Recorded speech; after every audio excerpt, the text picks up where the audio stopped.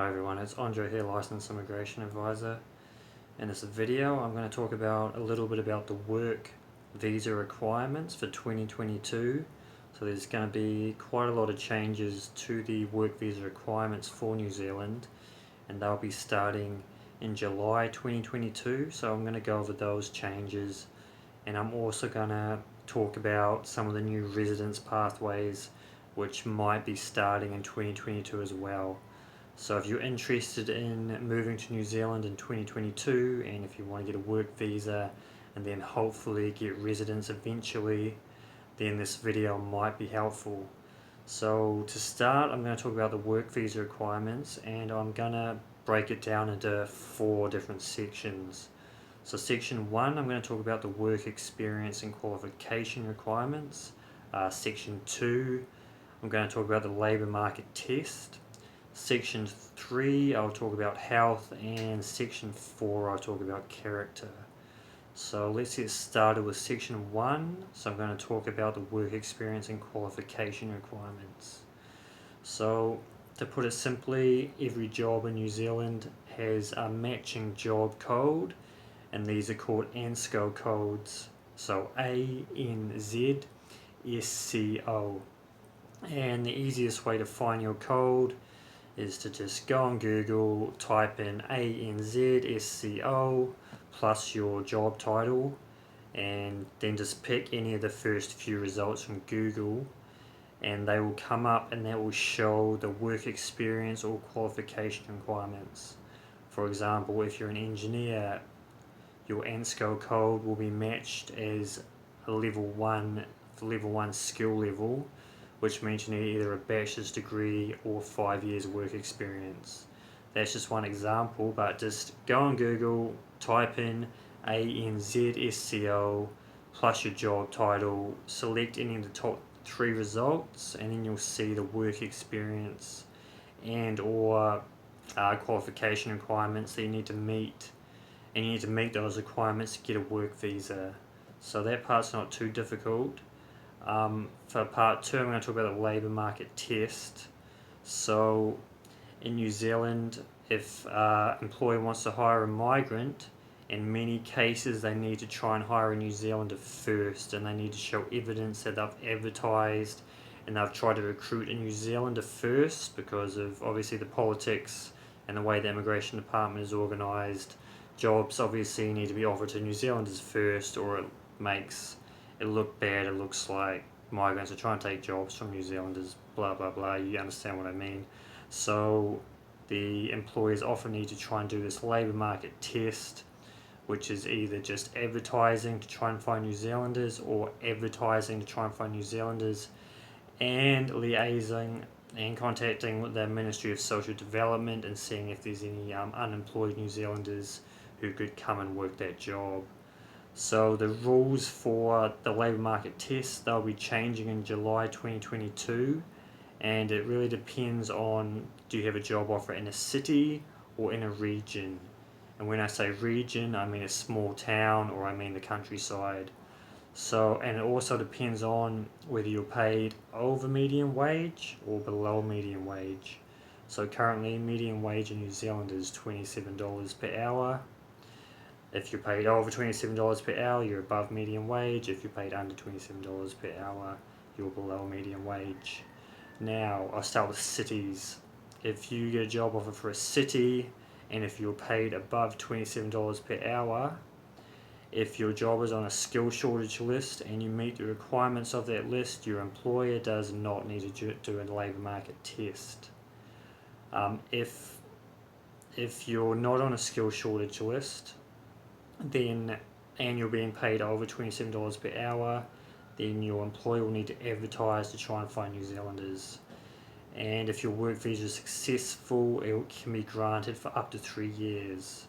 Now, if you're paid under $27 per hour, in that case your employer will need to advertise for New Zealanders, and they'll need to contact the Ministry of Social Development, and if that's all successful, you can get a work visa for, and the duration will be 1 year. So that's the rules for cities. For regions, so the countryside or small towns, if you're paid over median wage. So if you're paid over $27 per hour, your employer does not need to do a labour market test. If you're paid under $27 per hour, your employer needs to do a labour market test, and that labour market test will be advertising, and it will also be contacting the Ministry of Social Development.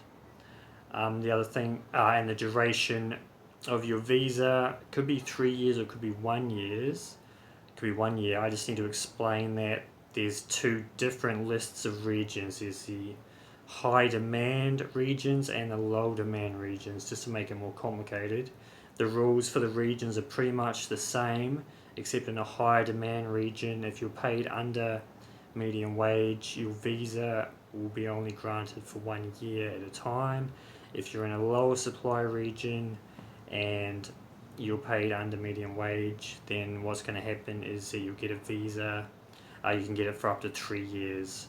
So just to make it even more confusing, there's the higher supply region and the lower supply region, and also the cities. So it really depends on the location where you get your job offer from, because that will affect the visa process and the labour market test.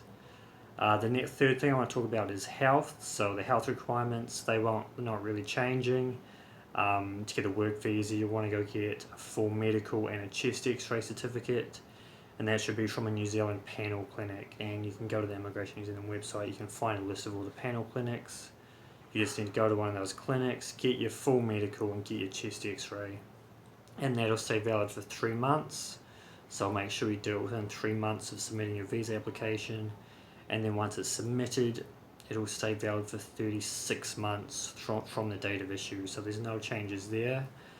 For character, you'll need to provide police certificates from your home country and any other country you've lived in for 5 years or more. Police certificates, once they're issued, they stay valid for 6 months, but then once they're submitted, they become valid for, once they're submitted with a visa application, they become valid for 24 months from the date of issue. So no changes there either. I'm clarifying that. So that's rules for work visas. I've explained the qualification and work experience requirements. I've explained the labour market test. I've quickly explained health rules, and I've quickly explained the character rules. The other thing that people might be interested in is pathways to residence. At the moment, there's not really many pathways to residence for any new migrants who will be coming to New Zealand soon. The current focus of the government is giving residence to migrants who are currently in New Zealand and who have been working in New Zealand during the coronavirus period. And that visa they're giving out is the 2021 residence visa, and that's going to maybe 110,000 migrants in New Zealand. But that doesn't really apply to any new migrants who will be coming in next year. So what's going to happen is there's a skilled migrant category, which is selection of expressions of interest, is currently closed. But in maybe August 2022, the government may reassess that visa, and they might change the rules, and they might start accepting new expressions of interest.